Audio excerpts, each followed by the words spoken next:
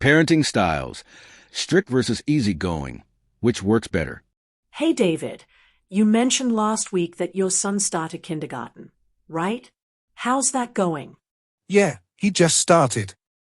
Honestly, it's been a challenge. He's a bit stubborn, and we've had to really lay down the rules at home. Rules are good, but I hope you're not turning into a drill sergeant. Well, I believe kids need structure. If you let them do whatever they want, they'll run the household. I'm not saying I'm strict all the time, but I set clear boundaries. I get that, but don't you think being too strict can backfire? I try to give my kids space to explore and make decisions. It builds confidence. Sure, but what about discipline? If they don't learn consequences early, they'll struggle later in life. I agree, but consequences don't have to be harsh. In our house, we talk things through. Like, if my daughter breaks a rule, we sit down and discuss why it happened and how to make better choices next time. That's nice in theory, but sometimes talking doesn't work. Kids can be manipulative, they know how to cry their way out of a situation. That's true, but sometimes crying is just them expressing emotion. I think we underestimate how much kids need to feel heard. When they feel respected, they actually want to behave better. So what do you do when your kids really misbehave? Depends on the situation. If it's something serious, like hitting, there's a consequence, usually losing a privilege. But I always make sure they know why it's wrong. I try not to punish in anger. I tend to act fast. Like, no tablet for a week? It sends a strong message. It does, but sometimes that message is fake.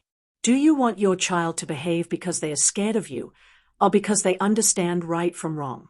That's a tough one. I want both, I guess. Respect and obedience. Respect, yes. But obedience without understanding, that's just control. I want my kids to ask questions, even challenge me sometimes. That's how they learn. But what if they start thinking they can negotiate everything? That's the beauty of it. They can negotiate, respectfully. It's a skill. My 7-year-old now says things like, "Can we compromise?" And it amazes me. Wow, that actually sounds mature. I usually get, "That's not fair," followed by stomping and slamming doors. Oh, trust me, we have those days too. But I always try to reconnect later. We talk after the storm passes. So you never raise your voice? Oh, I do. I'm human. But I try not to yell as my go-to. If I lose it, I apologize. I want them to see that even grown-ups mess up and say sorry. That's actually something I admire. I've never apologized to my son after yelling. I just assume he forgets about it. Kids never forget how we made them feel. Words fade, but emotions stay. A simple "I'm sorry" can build so much trust. You're making me rethink a few things here. It's not about being perfect. Every family is different. Your style comes from how you were raised too, right? Exactly. My dad was super strict. I turned out okay, but I do remember being scared a lot. That's the thing. I want my kids to respect me, not fear me.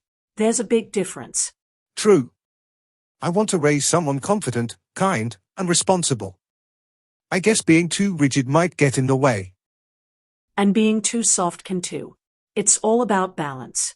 Sometimes we need rules, sometimes we need hugs. Maybe I'll try mixing in a few more hugs. Can't hurt, right? Never does. Especially when they are little. One day they'll be teenagers and we'll wish we hugged them more. Now that's scary. All right, I'm going to try your talk it out method this weekend. Let's see if my son becomes a negotiator like yours. Deal. And I'll try to be a bit more consistent with boundaries, maybe borrow some of your structure. Look at us, learning from each other. Parenting isn't a competition, it's teamwork. Exactly. We're all figuring it out as we go.